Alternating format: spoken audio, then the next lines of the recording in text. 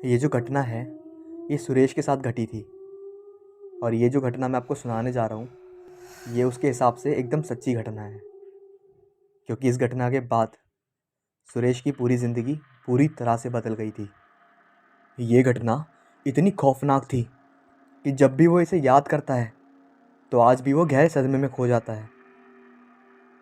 शायद सुरेश पूरी ज़िंदगी में उस काली रात को कभी भूल नहीं पाएगा। अब जो आगे की कहानी मैं आपको सुनाने जा रहा हूँ ये सुरेश के ही शब्दों में है। मेरा नाम सुरेश पांडे है और मैं यूपी के बुलंदशहर ज़िले में एक छोटे से गांव में रहता हूँ। गांव में तो खैर हमारे परिवार के नाना नानी चाचा चाची ये सब लोग रहते ही हैं, लेकिन जब से मेरी नौकरी की बात चली थी तब से मैं मेरे परिवार के साथ दिल्ली में रहने आ गया था। साल में 1 से 2 बार मैं अपने पूरे परिवार के साथ ही कभी कभार गांव में घूम आता हूँ। वैसे जो ये घटना है ये मेरे साथ 2018 8 जनवरी को घटी थी, जब हम गांव से वापस अपने घर दिल्ली जा रहे थे। हमें दिल्ली के लिए ट्रेन बरनऊ स्टेशन से पकड़नी पड़ी थी और हम शाम को लगभग 8 बजे ही स्टेशन पर पहुंच गए। हमारी जो ट्रेन थी वो रात के 10 बजे की थी और मेरे पिताजी और माताजी और मेरे सब भाई बहन हम सब स्टेशन के प्लेटफॉर्म पर ही बैठे हुए थे। हम लोगों ने वहीं बैठे बैठे ट्रेन का इंतज़ार करने को सोचा। मैं प्लेटफॉर्म पर इधर उधर घूम रहा था। मैंने देखा एक लड़की प्लेटफॉर्म की एक बेंच पर अकेली बैठी हुई थी और वो लगातार मुझे ही घूरे जा रही थी। उसको देखकर मुझे बहुत अजीब लग रहा था, पर उसे मैंने इग्नोर करना चाहा और उस पर ज़्यादा ध्यान ना देते हुए मैं अपना टहलने लगा।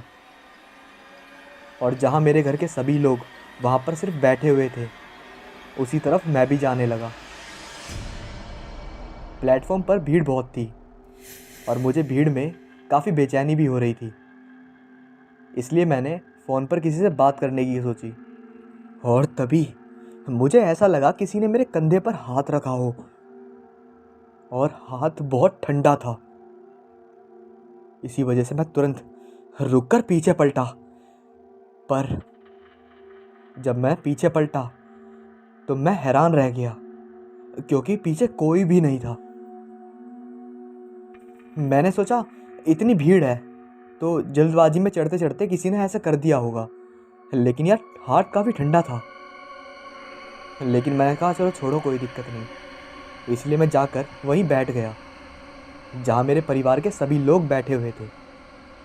और थोड़ी ही देर में हमारी ट्रेन भी आ गई जिसमें हमें बैठकर वापस दिल्ली जाना था।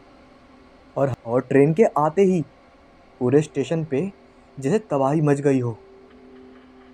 सारे लोग दौड़कर ट्रेन की तरफ आने लगे ट्रेन में बैठने के लिए, और दूसरी तरफ लोग ट्रेन से भारी संख्या में नीचे भी उतर रहे थे। हम भी भागकर अपना जनरल डिब्बा ढूंढ रहे थे। काफ़ी सारी मशक्क़त के बाद मैं और मेरे परिवार के लोग उसमें घुस तो गए, पर हमने अंदर देखा तो अंदर वहाँ पर पैर रखने की जगह तक नहीं थी। उस बुग्गी की इतनी बुरी हालत थी कि मानो थोड़ी देर और रुके तो अभी कुचल देंगे यहाँ पर लोग। और फिर से भीड़ में मुझे काफ़ी बेचैनी सी महसूस होने लगी। ये देखकर मेरी माँ ने कहा, चिंता मत कर बेटा, जब ट्रेन चलेगी ना तब जगह मिल जाएगी। लोग स्टेशन पे उतरेंगे आगे तो हमें जगह यहाँ पर मिल जाएगी तो हम आराम से बैठ जाएंगे। और कमाल की बात है, जैसा मेरी माँ ने कहा वैसा ही हुआ। करीब 3 स्टेशन के बाद हमें वहाँ पर सीट मिल गई। लगभग तब 12:30 से 1 बजे के करीबन हो रहे थे और हम वहाँ पर अच्छे से शांति से बैठ गए और मैं भी आराम से सीट पर सो गया। लगभग मेरी आँख 2:30 से 3 बजे के बीच में खुली तो मैंने देखा बुग्गी में सभी लोग सो रहे थे। मैं ऊपर वाली सीट पे सो रहा था तो मैंने वहाँ से नीचे उतरकर मैंने देखा मेरे माँ बाप और भाई बहन सभी लोग भी सो रहे थे। मैंने सोचा चलो छोड़ो, कोई दिक्कत नहीं, मैं आराम से बाथरूम करके आ जाता हूँ। ये सब सोचते हुए मैं बाथरूम में गया। तभी मैंने बाहर की ओर देखा तो ट्रेन किसी स्टेशन पर रुकी हुई थी।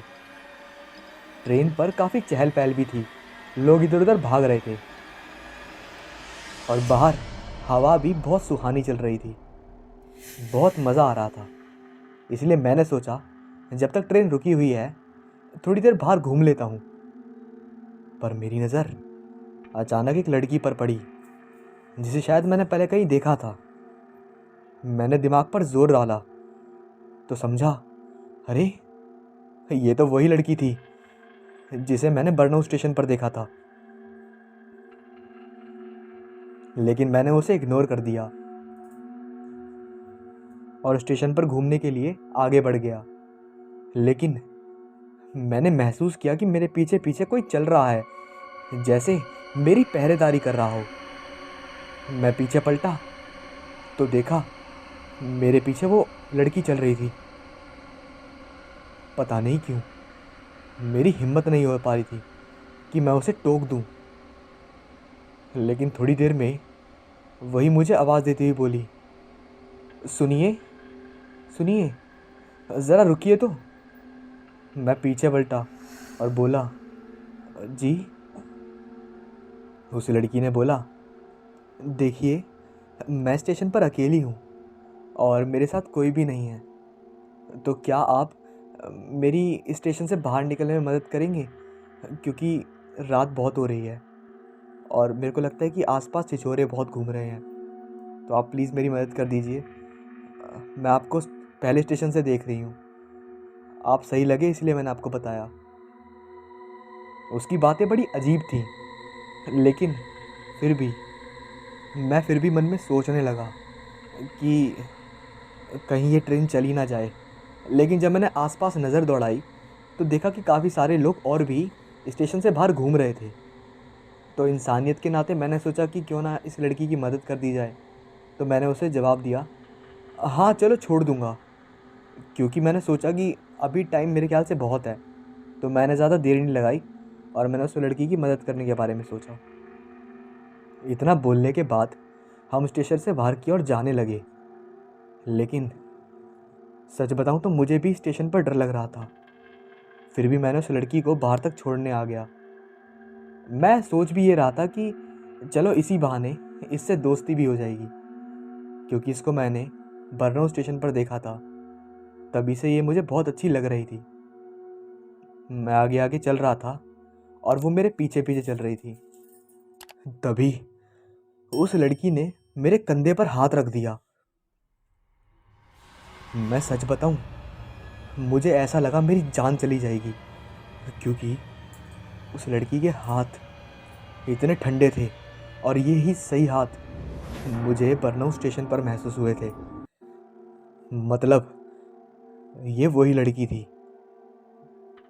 लेकिन जैसे ही मैंने पीछे मुड़कर देखा तो उसका चेहरा इतना भयानक लग रहा था, जिसे देखकर मेरे हाथ पैर कँपकँपाने लगे। मेरी रगों में चलता हुआ खून मानो जम सा गया हो। और फिर एकदम से मेरी चीख निकल गई, क्योंकि मैंने देखा उस लड़की का चेहरा बिल्कुल खून से लाल था। आंखें दोनों बाहर लटकी हुई थी और एक हाथ आधा कटा हुआ था। उसके पूरे शरीर से भी खून ही खून बह रहा था। लेकिन उसको देखने के बाद मेरी बस एक ही चीख निकली थी और उसके बाद मेरा गला तुरंत ही बैठ गया, क्योंकि उस लड़की ने मेरे गले पर अपने नुकीले नाखून पूरी तरह से घुसा दिए। और मैंने देखा वो स्टेशन जहाँ अभी चहल पहल थी और लोग इधर उधर चल रहे थे, अब वो सब गायब हो गए थे। अब स्टेशन बिल्कुल सुनसान हो गया था। चारों तरफ सिर्फ कोहरा ही कोहरा छाया हुआ था। मैं अपने घुटनों के बल नीचे बैठ गया और वो धीरे धीरे मेरा गला दबाने लगी। मेरी सांसें अब जैसे मानो अपनी अंतिम सांसें ले रही थी। मेरा चेहरा पूरी तरह पसीने से तरबतर था मुझे ऐसा लग रहा था कि अब मेरी जान जाने वाली है बस। तभी मेरे पापा ने मुझे तुरंत पकड़ लिया और मुझको जगाया। तो मैंने देखा अभी तो मैं उसी ट्रेन में ही था और ऊपर की सीट पर सोते हुए एक खतरनाक भयानक सपना देख रहा था। मेरे पापा ने तौलिए से मेरा चेहरा साफ किया जो पसीने से भीगा हुआ था। उस हल्की हल्की ठंड में भी मुझे पसीना आ रहा था। मेरी धड़कनें अभी भी ट्रेन से ज़्यादा तेज़ रफ्तार में दौड़ रही थी। उसके बाद मेरे पिताजी ने मुझे अपने पास ही नीचे सीट पर बिठा दिया। मैंने घड़ी में टाइम देखा तो रात के अभी 2 बज रहे थे। अब मैं उठकर बोगी के वॉशरूम में गया और मैंने अपनी आंखों पर पानी मारा और मुंह धोकर फिर से सीट पर बैठ गया। मैंने सोचा अब जितना भी सफ़र बचा है सीट पर बैठकर ही पूरा करूँगा। अब मैंने सोच लिया था चाहे कुछ भी हो जाए सोना तो नहीं है। तो मैंने अब बचा हुआ सफ़र जागते ही हुए सीट पर बैठकर काटा। लगभग कुछ देर बाद ही नई दिल्ली स्टेशन पर हमारी ट्रेन रुकी। तो हम सभी सामान उठाकर ट्रेन से नीचे उतर रहे थे।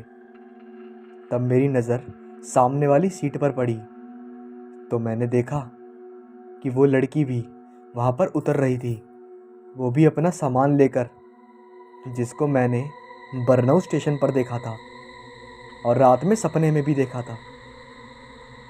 उसको देखते ही मानो मेरा दिल फिर से ज़ोर ज़ोर से धड़कने लगा हो और मुझे वो देखने मात्र से ही एक बहुत खौफनाक नज़ारा लग रहा था। मैंने अपने घर वालों के साथ दूसरी तरफ होकर चलने लगा क्योंकि मैंने देखा वो लड़की अभी भी हमारे आगे आगे चल रही थी। इस बार मैंने अपने भाई से कहा, सुमित इसे देख, ये लड़की मेरे को बरनऊ स्टेशन पर दिखी थी और जिस ट्रेन में हम आए हैं उसमें शायद ये भी आई है और उसी बोगी में थी जिसमें हम थे। मेरी बात सुनकर मेरे भाई ने पहले तो मुझे अजीब तरीके से देखा। कहाँ, कौन, किसकी बात कर रहा है तू? मैंने फिर से कहा, अरे जो सामने चल रही है। फिर सुमित ने कहा, भैया क्या हो गया आपको, सामने तो कोई नहीं है। उसके इतना कहते ही अब मानो मेरे होश उड़ गए हों क्योंकि वो लड़की मुझे अभी भी दिख रही थी।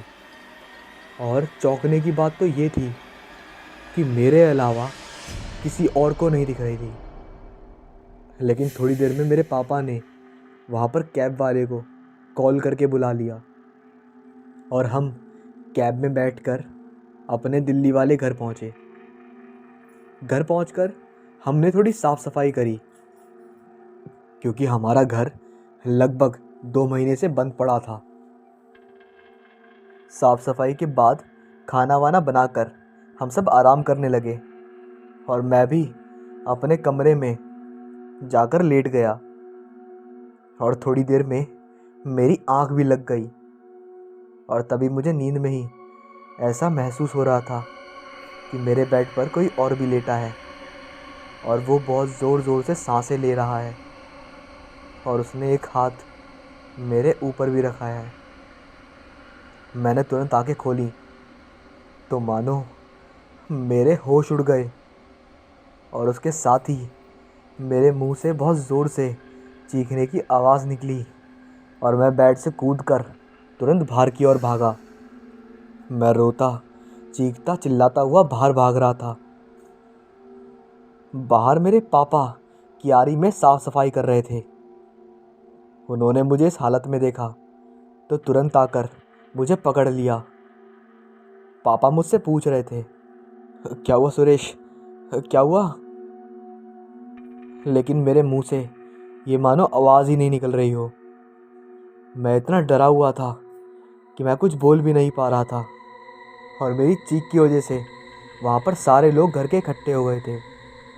सब मेरे से बार बार पूछ रहे थे, क्या हुआ आपको? पर मेरे मुंह से बस इतना ही निकला, वो लड़की अंदर है, और मेरे बिस्तर पर लेटी है वो। मैं साफ साफ नहीं बोल पा रहा था। मैं काफ़ी हकलाते हुए बोल रहा था। मेरे पापा और सभी घर के लोग, वो सारे तुरंत कमरे के अंदर भाग कर गए। लेकिन उन्होंने देखा कमरे में तो कोई भी नहीं था। कमरा वो तो पूरी तरह से खाली पड़ा हुआ था। सबने इधर उधर देखा, लेकिन कोई नहीं था और ना ही कोई बाहर जा सकता था, क्योंकि घर के अंदर चारों तरफ बाउंड्री लगी थी और मेन गेट बंद भी था। मेरे पापा ने फिर मेरे से कहा, बेटा क्या हुआ, कोई बात है तो हमें बता ना, कहीं हम कुछ मदद कर सकें। लेकिन मैं कुछ बोल नहीं पाया। तो मेरे पापा ने कहा, शायद तुझे कोई वहम हुआ होगा या सपना देखा होगा। रात में भी डर गया था ना, इतना लंबा सफ़र था, हम सब लोग भी थक गए हैं, शायद इसीलिए तुम्हें कोई वहम हुआ होगा। नींद में तुमने सपना देखा होगा कोई।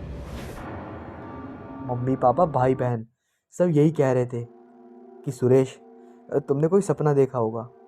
सब लोग थोड़ी देर में इधर उधर चले गए, लेकिन मैं अभी भी दहशत से भरा हुआ था, क्योंकि मुझे पता था मैंने अभी तो कोई सपना देखा भी नहीं है, क्योंकि ये सपना तो नहीं हो सकता। जब मैं बेड से नीचे कूदा, तब भी मैंने देखा वो लड़की बेड पर ही लेटी हुई थी, जो पहले बर्नौर स्टेशन में मिली थी। फिर ट्रेन में मैंने सपना देखा था, और जब हम दिल्ली स्टेशन पर उतरे, तब भी वो लड़की उसी ट्रेन से नीचे उतरी थी। आश्चर्य की बात तो ये है कि वो लड़की मेरे सिवा किसी को दिख भी नहीं रही थी। यही सब सोच विचार करते हुए दहशत के साए में मेरा पूरा दिन बीत गया। और रात को जब सब लोगों ने खाना खाया और अपने अपने कमरे में सोने के लिए चले गए, और मैं भी अपने कमरे में चला गया, मैंने कमरे का दरवाज़ा पूरी तरह बंद कर दिया था और मैं बेड पर लेट गया था। कमरे में लाइट भी जल रही थी। मैं अपने फ़ोन में कुछ काम कर रहा था। लगभग 1.5 घंटे बाद, यानी समय 12:30 हो रहा होगा, तब मैंने सोचा अब लाइट बंद के सो जाता हूँ। मैं बेड से उठा और लाइट बंद करके सो गया। तभी मैंने सुना कोई मेरी कमरे की खिड़की बजा रहा है। खिड़की बजाने की आवाज़ बड़ी ज़ोर ज़ोर से आ रही थी। मैंने इसी वजह से तुरंत खिड़की की तरफ देखा, तो मेरे मानो पूरी तरह होश उड़ गए हो। मेरे को लाखों चींटियों ने एक साथ काट लिया हो। और यही सब सोचते सोचते तभी मेरी चीखने की आवाज़ से पूरा घर गूंज गया, क्योंकि मैंने देखा बाहर वही लड़की खड़ी थी। वो अपने एक हाथ से, और उसका एक हाथ कटा हुआ था, चेहरा बिल्कुल कट रखा था, और खून खून था पूरे चेहरे पर, और बाल आगे को बिखरे हुए थे। मेरी नज़र उस पर ही थी, और मेरा हाथ मोबाइल फ़ोन था। मैंने तुरंत अपने पापा को फ़ोन मिलाया और कहा, पापा मुझे डर लग रहा है, वो बाहर आई है, पापा वो मुझे नहीं छोड़ेगी, आप जल्दी आ जाइए।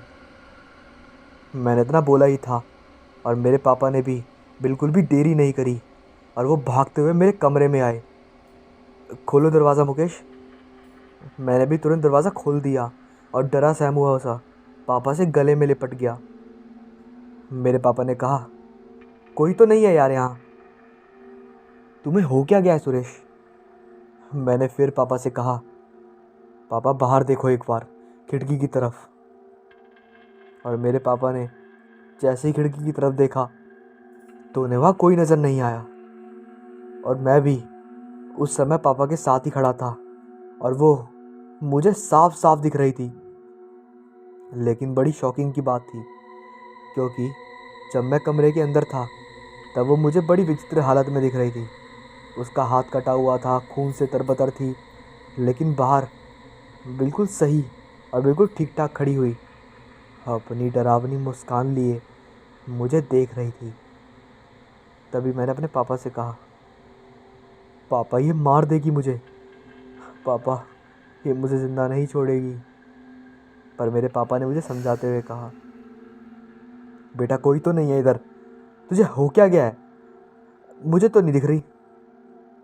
पापा लाइट जलाकर देख रहे थे, लेकिन पापा को आसपास कोई दिख भी नहीं रहा था। उसके बाद पापा मुझे अपने साथ ले गए बरामदे में। अब घर के सभी लोग जाग चुके थे।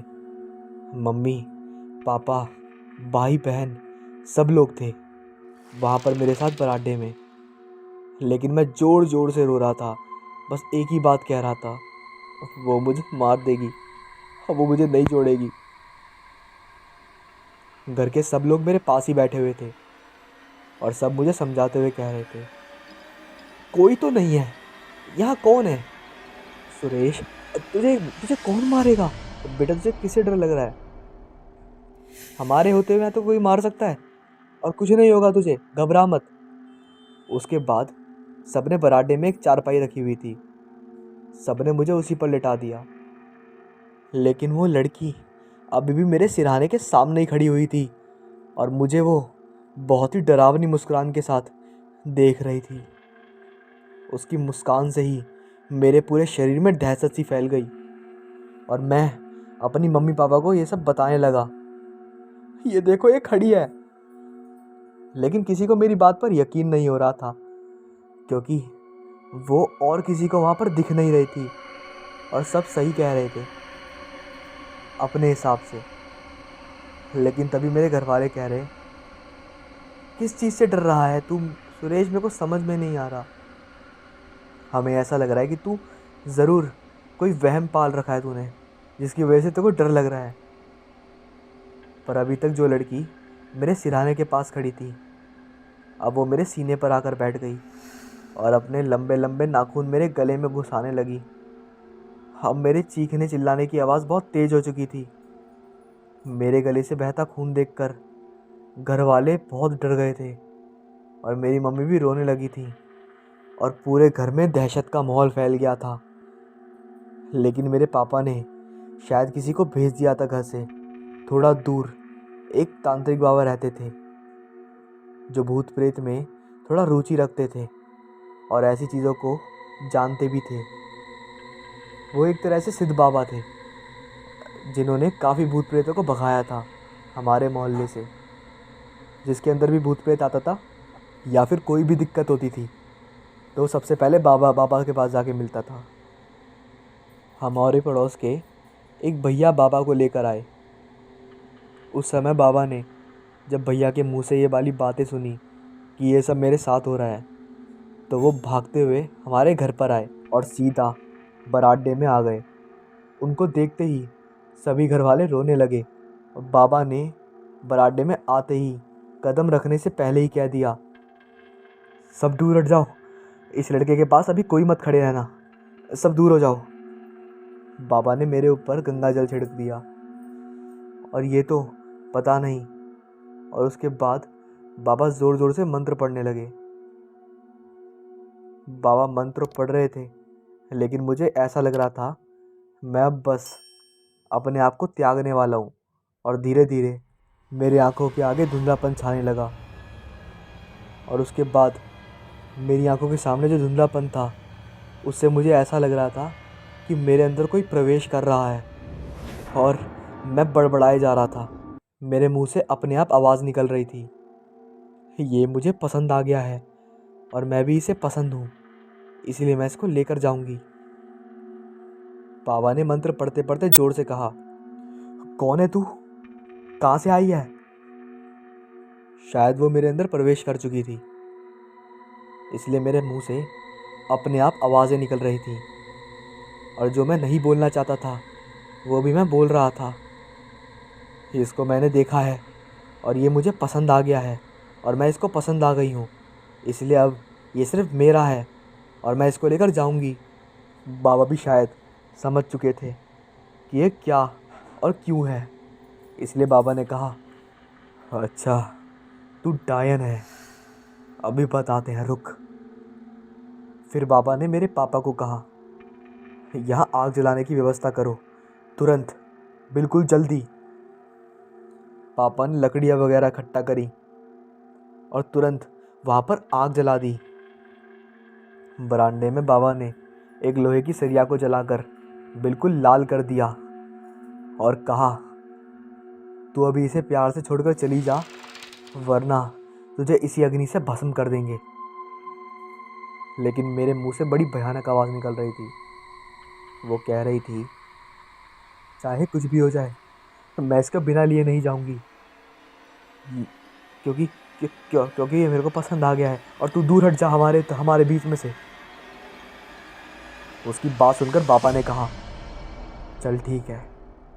उसके बाद बाबा ने वो गरम सरिया वहाँ पर लाकर मेरे पैर के तलवे पर लगा दी।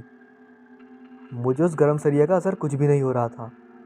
तभी मैंने देखा, और उस समय सब लोगों ने भी देखा, कि वो डायन वहीं पर सबके सामने आ गई और उसने गुस्से से कहा, हे तांत्रिक, छोड़ दे मुझे, वरना सबसे पहले तुझे ही मारूंगी, फिर इन सबको, वरना हट जा मेरे रास्ते से। मुझे तुम सबसे कोई लेना देना नहीं है, मुझे बस ये लड़का चाहिए।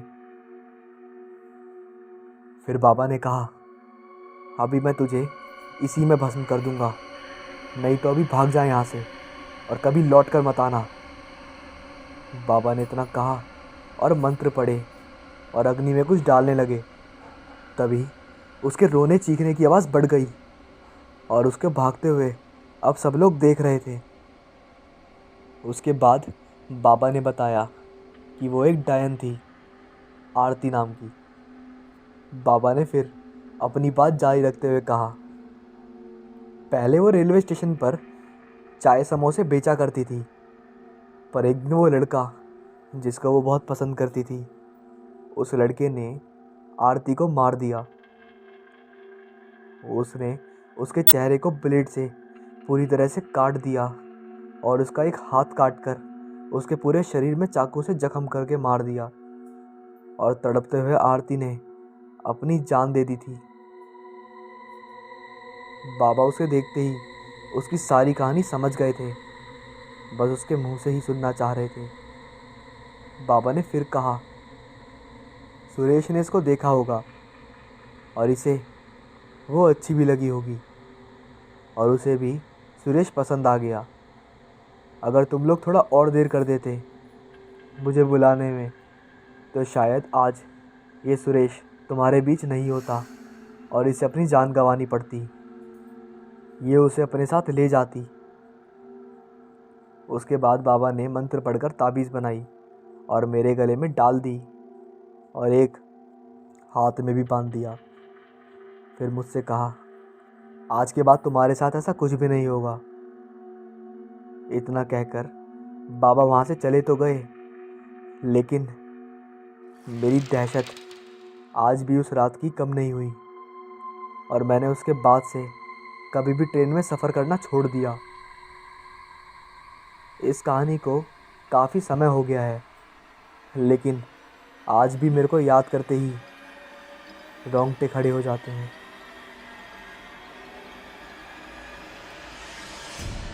आपने वैसे तो काफ़ी हाईवे से सफ़र करा होगा, लेकिन मेरा पूछना ये है कि क्या आप कभी एक ऐसे हाईवे से गए हैं जिनमें दिन में तो गाड़ियों की भरमार रहती है, लेकिन रात होते ही वो हाईवे पूरा सुनसान हो जाता है और वहाँ पर हर तरफ खौफनाक अंधेरा छा जाता है। मेरे हिसाब से लगभग सारे हाईवे ऐसे ही होते हैं। आए दिन हाईवे पर हादसे भी काफ़ी होते हैं। कई सारे लोग उस जगह को सुसाइड पॉइंट बना लेते हैं, तो कई सारे लोग वहाँ पर जानबूझ के मरने जाते हैं। कई सारे लोग वहाँ पर ऑन द स्पॉट भी मारे जाते हैं और कई सारे लोगों का वहाँ पर भयानक एक्सीडेंट भी हो जाता है। अलग अलग तरह की बातें हैं और अलग अलग तरह की मौतें हैं। इस तरह आज शुरू होती है एक डर की कहानी, जिसके मैं लेकर आया हूँ एक ऐसे ही हाईवे की कहानी। एक बार 5 दोस्त, करण, ऋतिक, अमन, सुमित और सैनी, एक ही हॉस्टल में पढ़ते थे और ये सारे ही काफ़ी अमीर घराने के थे और एक तरह से गहरे दोस्त भी थे, क्योंकि इनकी दोस्ती को काफ़ी साल हो गए थे। तो एक बार बातों ही बातों में इन लोगों ने घूमने का प्लान बनाया। ऋतिक, जो एक बहुत ही अमीर बाप का बेटा था, वो अपने एक नई 5 स्टार होटल के बारे में बताता है जो एक नेशनल हाईवे के किनारे पर बना है। पर वहाँ पहुँचने में काफ़ी समय लगता था क्योंकि वो एक नई ब्रांच दूसरे शहर में थी। तो वो उन सब ने अपने अपने घरों में परमिशन लेने के लिए एक झूठा प्लान बनाया कि हमको कॉलेज से रिसर्च करने के लिए दूसरे शहर के कॉलेज में जाना है, तो उन्हें आराम से परमिशन मिल जाएगी। और सभी ने घर में यही बताया और उन सबको परमिशन मिल भी गई।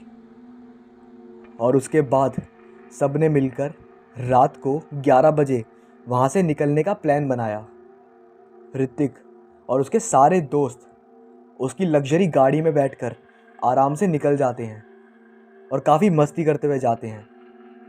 और आगे जाकर वो एक ढाबे पर खाना भी खाते हैं और बियर भी पी लेते हैं और साथ ही कुछ रास्ते के लिए भी रख लेते हैं। और वो जब ढाबे पर बातों बातों में पूछते हैं तो उन्हें ढाबे वाले से पता लगता है कि वहाँ पहुँचने का एक शॉर्टकट रास्ता भी है जो मेन हाईवे से बगल में होकर गुजरता है। और आगे जाकर हाईवे और वो दोनों एक हो जाते हैं। लेकिन ढाबे वाले ने हिचकिचाते हुए बताया, वो रास्ता बहुत खतरनाक है और रास्ते में गलती से भी कहीं रुकना मत। अगर रुके तो आगे तुम्हारी जिम्मेदारी होगी। वो सारे दोस्त एक साथ हंसते हैं और कहते हैं, अंकल आप पागल हो गए हो क्या? अगर रुकेंगे तो क्या हो जाएगा ऐसा? तो ढाबे वाले ने कहा, ये तो मुझे नहीं पता, पर मैंने सुना है कि ज़्यादातर उस रोड पे घटनाएं होती रहती हैं। और अभी अभी ही हाल ही में 2 लोगों की मौत हो गई थी। और ये समझ में नहीं आता कि उस रास्ते से कोई जाता नहीं ना आता, लेकिन फिर भी वहाँ पर मौतें हो कैसे जाती हैं। ये बात सुनकर उस पे सारे लोग हंसते हैं। उसे कहते हैं कि जो लोग मारे गए थे हमारे हिसाब से वो बेवकूफ़ हैं, क्योंकि वो लोग जिगरा नहीं रखते हैं। ढाबे वाले ने सोचा, आज की जनरेशन है, खून गर्म है, तो इनकी सोच यहीं तक ही रह सकती है। इसलिए ढाबे वाले ने ज़्यादा बात नहीं करी और वो आगे बढ़ गया।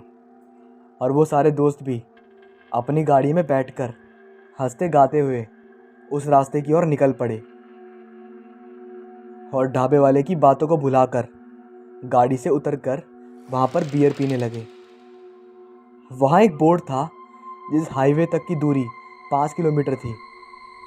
और वह सब फिर गाड़ी में बैठ गए और वह लगातार 1 घंटे चले तो फिर वही बोर्ड दिखा। पहले उन्होंने ध्यान नहीं दिया और फिर वह वहीं आ गए जहाँ से चले थे। वह सब अब फंस चुके थे एक दहशत भरे साए की। वो सब अब गिरफ्त में आ चुके थे। जब उन्होंने उस जगह के कई चक्कर काटे तो वह फिर वहीं पहुंच जाते जहाँ से शुरू हुए थे। और एक जगह पर गाड़ी ख़राब भी हो गई।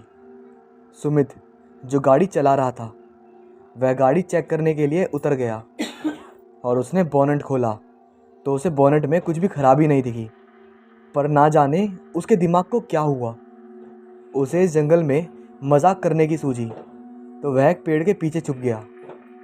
और तभी सैनी ने देखा कि सुमित तो है ही नहीं। वो डर गया। उसे वह चेतावनी याद आई जो ढाबे वाले ने कही थी कि कोई भी रास्ते में गाड़ी मत रोकना। और वह ज़ोर से चिल्लाने लगा तो उसकी आवाज़ सुनकर सब जाग गए और दहशत से डर भी गए। सारे दोस्त नीचे उतर गए बस एक को छोड़कर। और तभी अचानक सुमित वहाँ से बाहर निकलता है और सब खुश हो जाते हैं। पर उनको नहीं पता कि उनकी खुशियों को एक छलावे की नज़र लग चुकी है। अब ऋतिक ने कहा कि चलो पैदल चलते हैं, लेकिन उनको क्या पता था कि वो कितनी बड़ी मुसीबत में थे। और सब दोस्त गाड़ी से अपना अपना बैग लेकर आगे बढ़े। वो लगातार चलते रहे तो ऋतिक ने कहा कि मैं अभी गूगल मैप पर लोकेशन चेक करता हूँ। पर हैरानी की बात तो ये थी कि वहाँ सिग्नल ही नहीं आ रहे थे। सारे दोस्तों ने अपने अपने मोबाइल चेक करे तो उनके फ़ोन में भी सिग्नल नहीं आ रहे थे। अब वह थक कर वही सड़क के किनारे लेट गए और वहीं पर सो गए। तभी सबसे पहले सुमित की नींद टूटी तो उसने देखा कि उसका कोई भी दोस्त वहाँ नहीं है और जंगल से किसी के रोने की आवाज़ आ रही है। तो वह उस आवाज़ के पीछे गया तो उसने देखा कि एक सफ़ेद आदमी और एक छोटी काली बिल्ली म्याऊं म्याऊं कर रही थी और वो आदमी रो भी रहा था। और जैसे ही उसने उसे उठाने के लिए हाथ बढ़ाया वैसे ही सुमित ज़ोर से चिल्लाने लगा और उसका दोस्त ऋतिक और उसके दोस्तों ने उसे बहुत ढूंढा पर वो कहीं नहीं मिला। उस जल्लाद छलावे ने शायद उसको अपनी चपेट में ले लिया था। उस शैतानी ताकत ने शायद उसके सपनों पर कब्जा कर लिया था और सुमित को मार दिया। अब उनका एक दोस्त हमेशा के लिए खो गया। सब इस बात से डर तो गए थे लेकिन कोई वहाँ रुका नहीं और सारे के सारे गाड़ी की तरफ भागने लगे। पर वो पता नहीं क्यों भाग नहीं पा रहे थे और ना ही उस हाईवे से कहीं आगे जा पा रहे थे। फिर सब वहीं पर एक साथ बैठ गए। तभी एक शैतानी काला साया आसमान में उड़ता हुआ दिख रहा था और वह सबके ऊपर से बिल्कुल जंगल की तरफ भाग गया। ऋतिक और उसके दोस्त कुछ नहीं कर पाए। तभी एक दोस्त ने अपने बैग से ओइजा बोर्ड, जो कि उस भूतिया आत्मा से बात करने का इरादा बना चुके थे, लेकिन उन्हें क्या पता था शायद ये उनका आखिरी गेम भी हो सकता है। अब ऋतिक और उसके दोस्त ओइजा बोर्ड की सहायता से उस आत्मा को बुलाने का प्रयास करने लगे। सबसे पहले एक गोल घेरा बना देते हैं और फिर ओइजा बोर्ड को लेकर उस गोले के बीच में बैठते हैं और आत्मा को बुलाने लगते हैं। उन दोनों के अलावा उनके दो दोस्तों को नींद आ जाती है और सैनी सो जाता है। तभी सैनी को कुछ सुनाई दिया और उसकी नींद टूटी। उसने देखा कि कोई भी उस जगह पर नहीं है, वो वहाँ पर केवल अकेला है।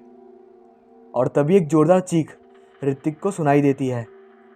वो सब दोस्त उस घेरे से बाहर आ गए और आवाज़ की ओर जाने लगे तो उनको पीछे से आवाज़ आई, कहाँ तक जाओगे तुम बचकर? ये मेरी सपनों की दुनिया है, मैं तुम में से किसी को नहीं छोड़ूंगा। और एक भयानक चीख के साथ सैनी को भी ले गई। अब बस 3 ही दोस्त बचे थे। वो बहुत ही रोए और दुखी हुए। तब छलावे उनके सपने से खेल रहा था और उन्हें एक एक करके मारे जा रहा था। पर जब जान पर बनी हो तो कोई कैसे भला शांत रह सकता है। सब अपना ही सोचने लगे। ऋतिक को याद आया कि गाड़ी में चलकर देख लेते हैं, शायद हम बच जाएं। इस आशा में वे सब गाड़ी में जाकर बैठ गए और थोड़े प्रयास के बाद अचानक गाड़ी चल पड़ी। आगे चलकर उनकी गाड़ी हाईवे पर बढ़ी और इस बार तो गाड़ी को कोई और ही नियंत्रित कर रहा था। अब क्या वे 3 दोस्त बच पाएंगे? रात के अंधेरे में उनकी गाड़ी एक पेड़ से टकरा गई और अगली सुबह न्यूज़ थी, शराब के नशे में गई 5 लोगों की जान।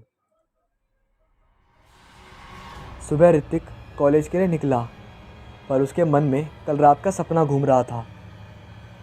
ऋतिक ने सभी दोस्तों को अपना अपना सपना बताया तो उन्होंने कहा, हमें भी यही सपना आया था। और सच में उनमें एक दोस्त के बैग में ओइजा भूतिया बोर्ड निकला। शायद ये सपना सच हो रहा था।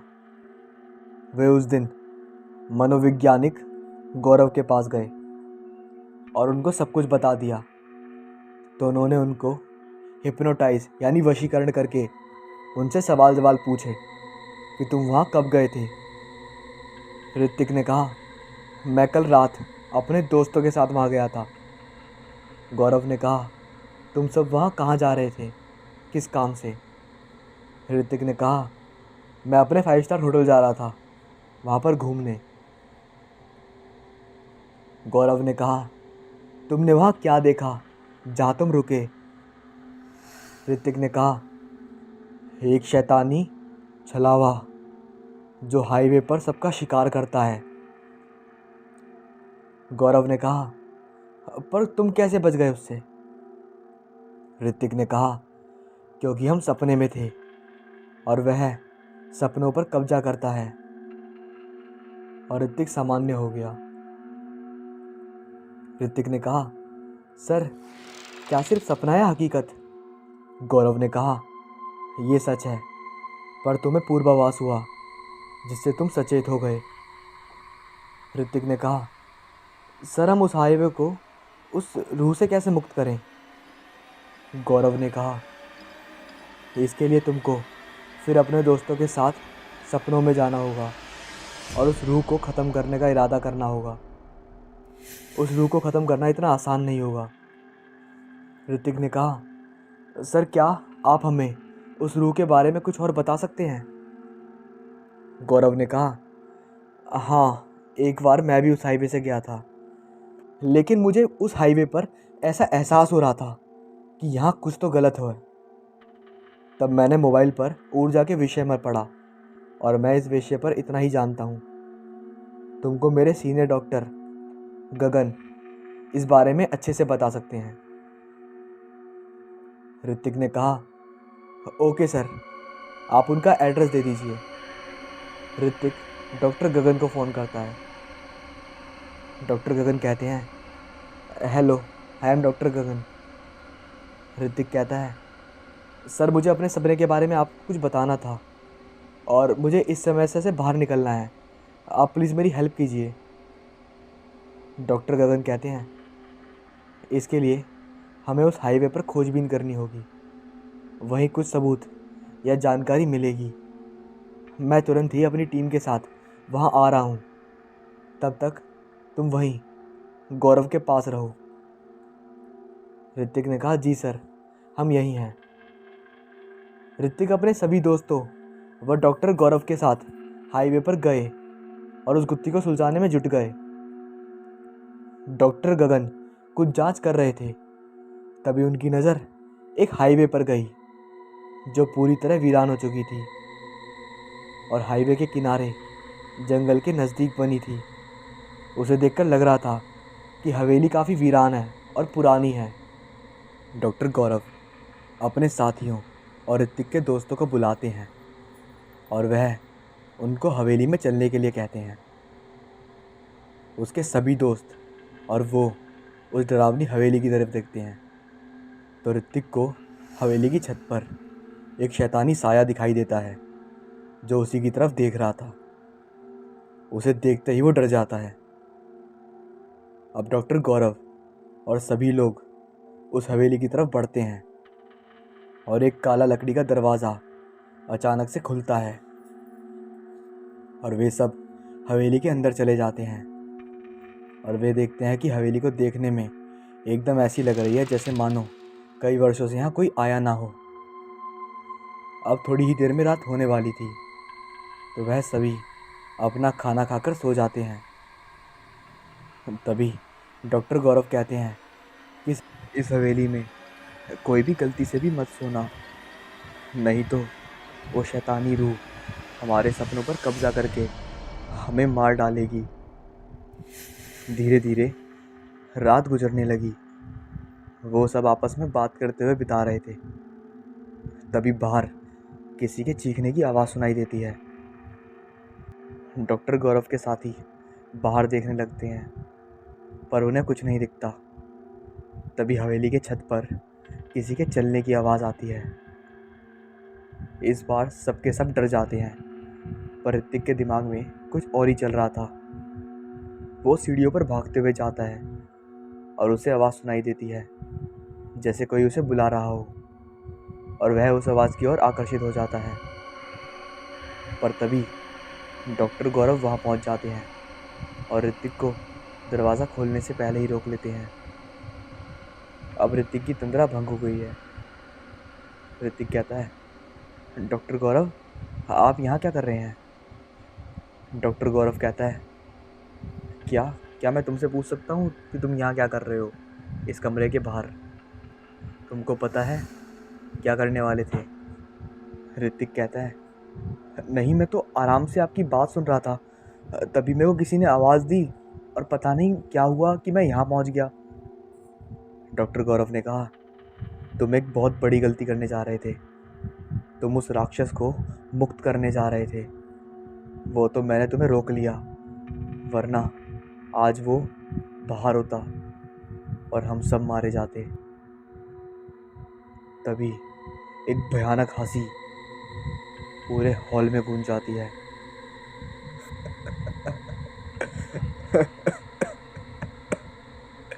कब तक रोकोगे मुझे? मैं तुम्हें मार डालूंगा। ऋतिक डर गया और डॉक्टर गौरव भी घबराकर अपनी टीम के साथ आ गए।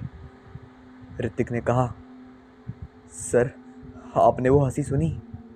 डॉक्टर गौरव ने कहा, हाँ, वो एक छलावे की हंसी थी। पर तुम तो कह रहे थे कि सपने में बस एक ही रूह दिखी थी। ऋतिक ने बोला, जी सर। डॉक्टर गौरव बोले, याद करो सही से, कहीं हम किसी बड़ी मुसीबत में तो नहीं?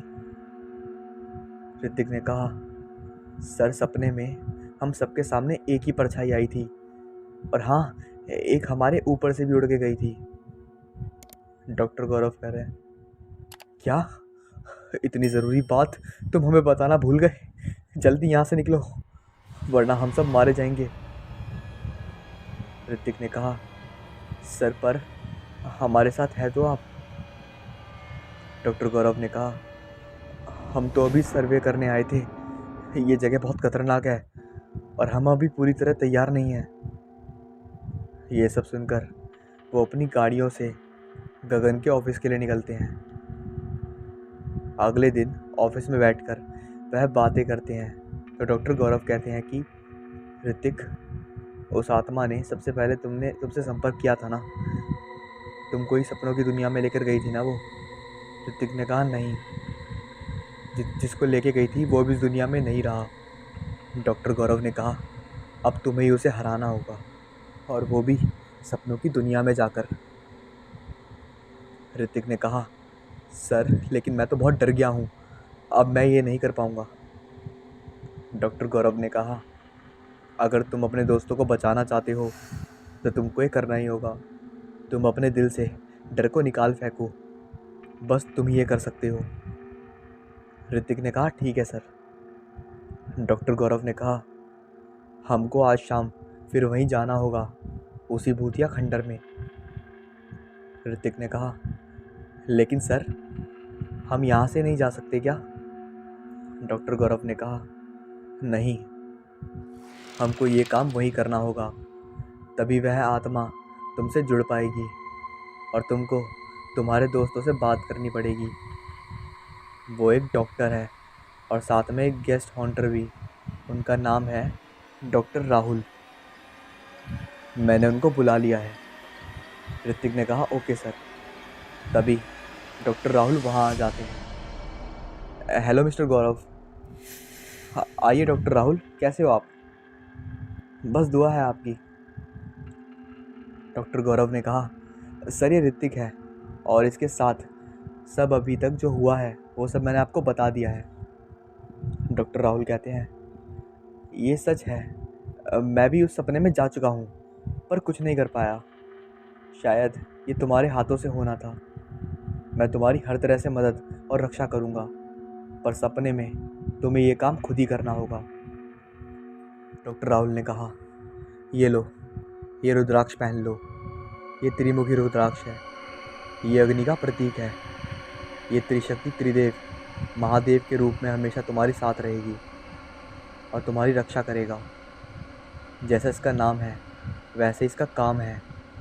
ये हर बड़ी नकारात्मक शक्ति को जलाकर नष्ट करने की क्षमता रखता है।